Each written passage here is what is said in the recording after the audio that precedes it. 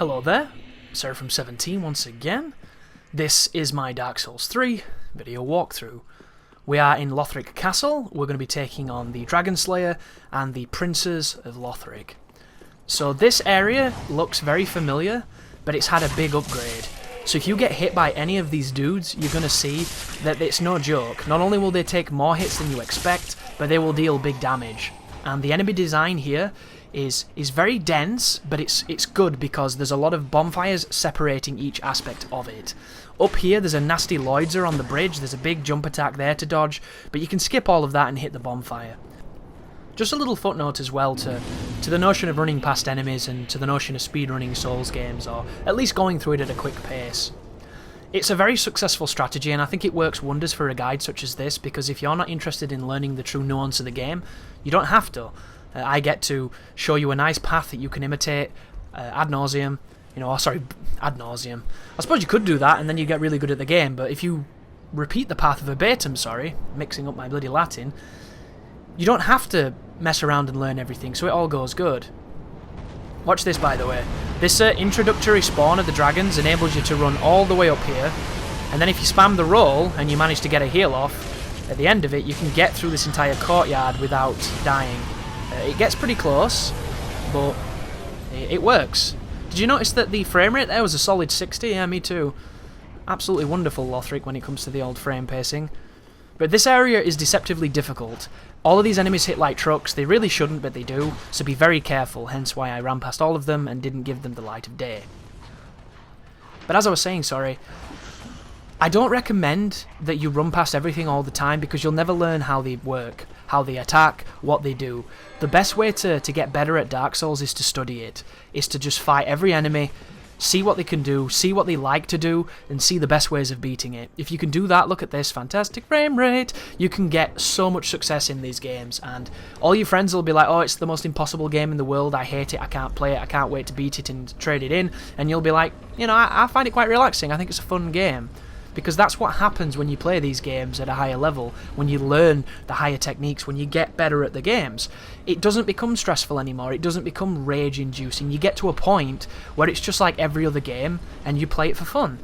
The people who play this game and rage and pull their hair out and break controllers and just can't stand it and stop, those are people who've probably never, took the time to learn the level design or learn the enemy strategies or do a very unconvincing job of killing these two enemies. And he buffed him anyway, so that was terrible by me.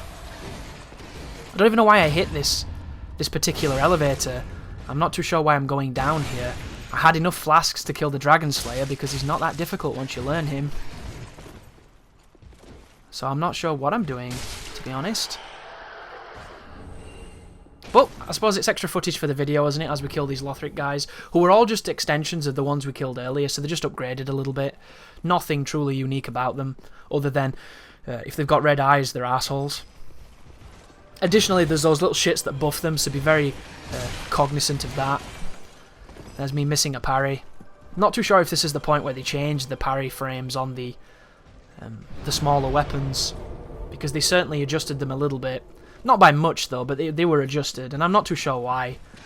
Because at the end of the day, if they were doing it for the notion of PvP balance, the parrying wasn't anything that people had problems with. The only people who have issues with parrying in PvP are the parried, When you get parried, it's annoying as fuck, and it happens, but it just means that you were playing too predictably or you were doing something wrong, and it happens to everybody, so it's not a unique event. We all get angry when we get parried because we know we shouldn't have because it was something really obvious. It happens.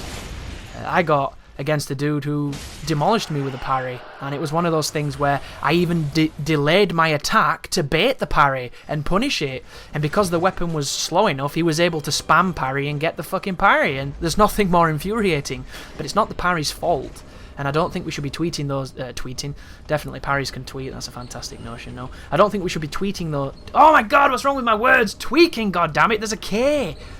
I don't think you have to tweak something like that when there are these parts of the game that are way worse. Why do hosts not animate and smack you from across a room? They've even changed the hit detection on the running attacks from the washing pole, so the phantom range has been reduced, just like this frame rate. But why don't they address all that kind of stuff? Fix all that stuff if they can do it, and they've proven they can do it, because I've not seen the post-patch washing pole, but I'm assuming they've made it better. Can't they do that to all the other shit in PvP, rather than tweaking it in, you know, the inconsequential stuff? I guess I don't know.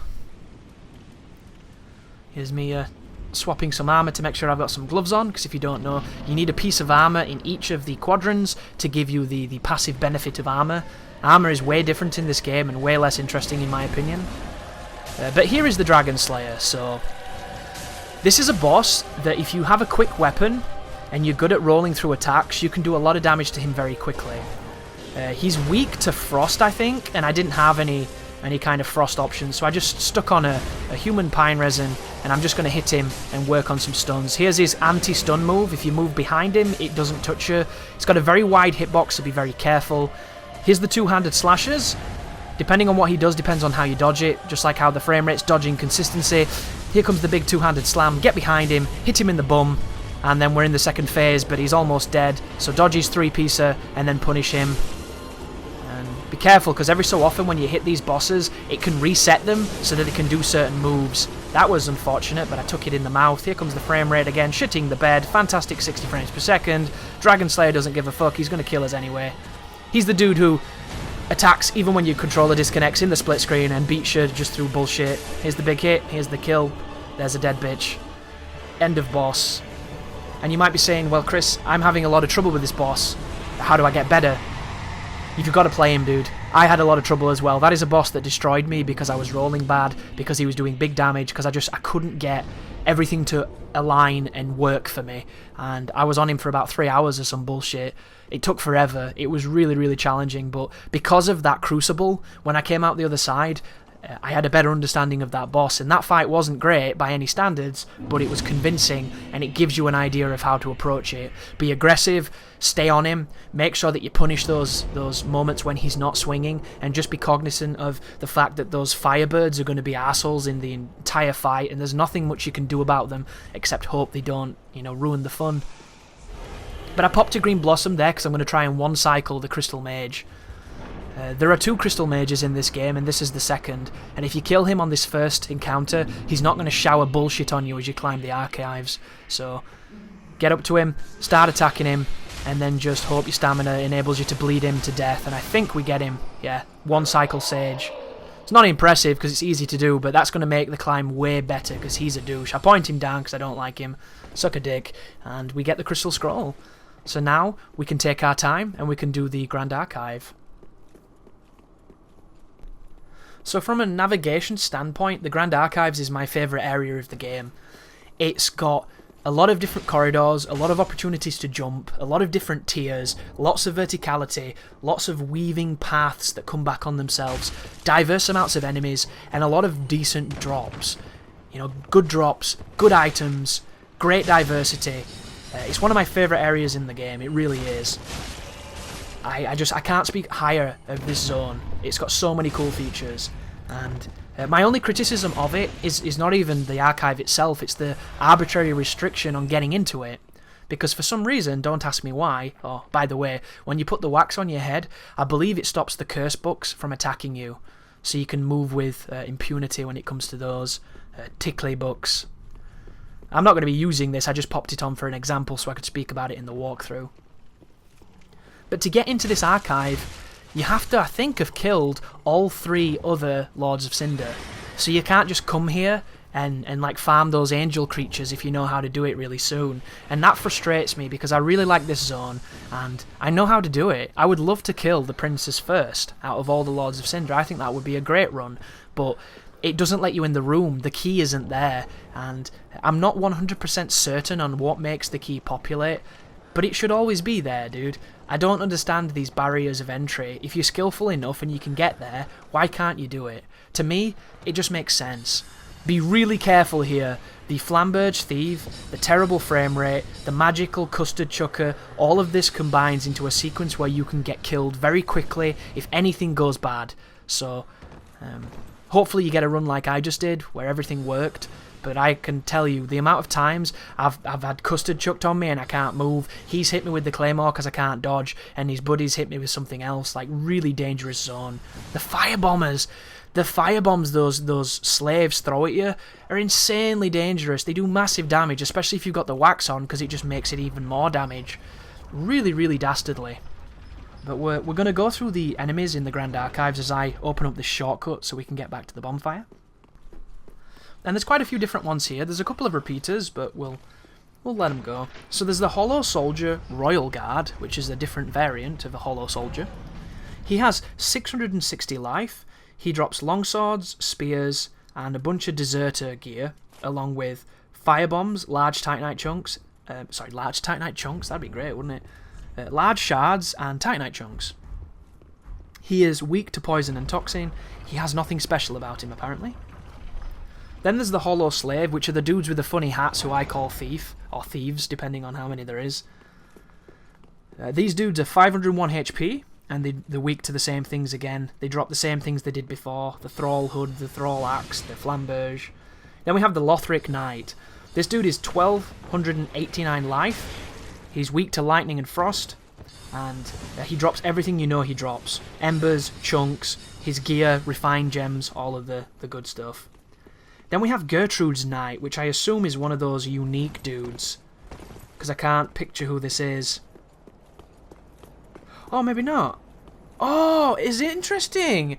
Gertrude's Knights are those fat dudes with the wings. I did not know that. I just called them fat dudes with wings.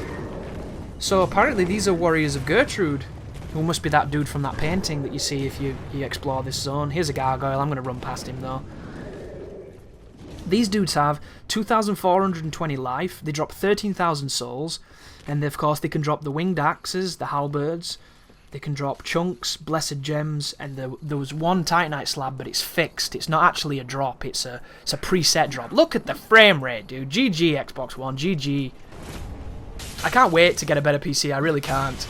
I'm super looking forward to upgrading like my graphics cards and getting an i7 processor and stuff, and putting some more RAM in and everything, and boom, being able to play games on it. Because this is just cruel. It's a tease. It's such a tease. I don't like PC gaming though. I'm a weird person, me. I don't know why. It's from being a child. I got really like butthurt over PC gaming because it betrayed me from being a young person, and it's just stuck with me. So I put up with subpar versions of the game, even though I own the PS4 version, which is what I'm going to do all of my PvE stuff on in the future. Because I can't stand Xbox One PvE. It's miserable. It's funny though, like if I'm streaming, it's great, because then you can revel in the punishment that is just choppy frame rate, but if I'm doing something serious, it's the last thing in the world I want to see, really. Then we've got the Boreal Outrider Knight. You know who he is. I called it something else in my other video, but somebody corrected it. I generally call them like icy wankers. I'm not pretentious when it comes to these dudes. He has 2,274 life. And his weakness is dark, which I think we already knew. He drops all his gear too, that one. Then you've got the Crystal Sage who we killed. He has 4,056 life. And he drops that fixed Crystal Scroll. Then there's a bunch of dudes we've already seen, and then we're getting to the princes. So, Lorien Elder Prince has 4,294 life, and he's weak to lightning and frost. So you want to use a lightning buff against this guy. Lorien Elder Priest, I assume this is the second form. He has 3,436 life on that encounter. And then Lothric, the younger one, has 5,799 life, and he's weak to physical attack. And they drop 85,000 souls. So, the older prince has 2 different life bars depending on the phase, and the younger prince, who's on his back, is weak against physical, and he has the largest life bar, it seems. But once again, guys, I'm going to be resetting this elevator so that we can get back to this fight should I mess it up. And I did mess it up because the frame rate in this fight is one of the worst in the game. And I wanted to change some outfits so that I looked a little bit different for the encounter. And I ended up putting on this cleric gear, and I really like this cleric torso, it's nice. And of course, Gundyr leggings so you can see my fantastic perfect purple legs. But a trick to doing elevators in any Souls game, if you move behind the switch when you stood there, and then you run, it'll trigger the switch, but I didn't do a good job of it. You can do that without moving off the elevator. I don't know why, I must have forgot. Sometimes I'm very overconfident in games and I don't think I'm going to die. And then I die, and then I wonder, why do I do these things? Oh, notice that too! That flying piece of shit does not have its texture. its texture did not load, so instead it's a pink and green weird thing. Look at it. I thought that was great. GG. Game, GG. But princes, anyhow. So you've seen a little bit of this fight because I was trying to parry the prince and get a riposte, and it cannot be done. You can only riposte him when you stun him, and you're going to see me stun him in this fight. So the trick to this boss is to stay behind him. He can do nothing about you when you're behind him, and if you stay behind him, his programming makes him do get off my back moves, which is really easy to dodge and punish, rather than teleporting away. And if you get behind him, you can keep him there for the full duration of the fight, and only rarely will he ever move away from you. And it makes this one of the easiest bosses in the game, because he's so weak to you just, you know, tickling his bottom. And he keeps doing that same slash to get you off him, and it doesn't work.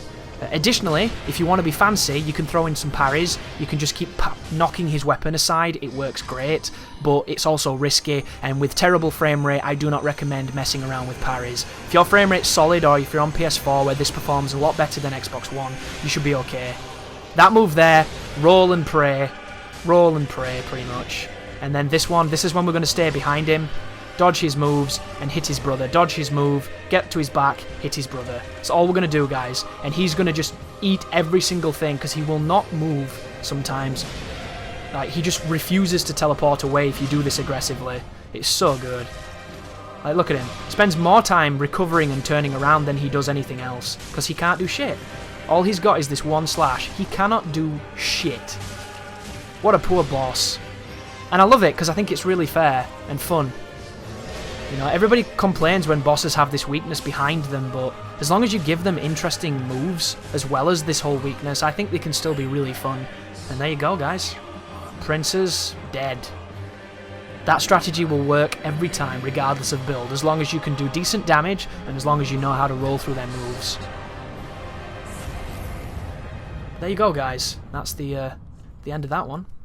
Hopefully that helps. I think that's a strategy that anybody can do. Just get behind him. As soon as you see him move, roll. Because he's going to try and swipe at you. It's pretty quick. You don't have to time it perfectly. If you're having problems with any of the rolls, you can put on the Karthus ring to make the rolls easier.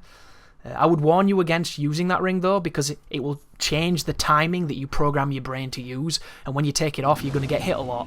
And that's the only problem with rings that give you extra iframes. They give you delusions of grandeur, and when you take them off, it's not the same game. So it can be very dangerous, but if you are struggling, or if you want that extra assisted movement, do it. It's really powerful. It's a great ring. Thank you for watching. You take care now.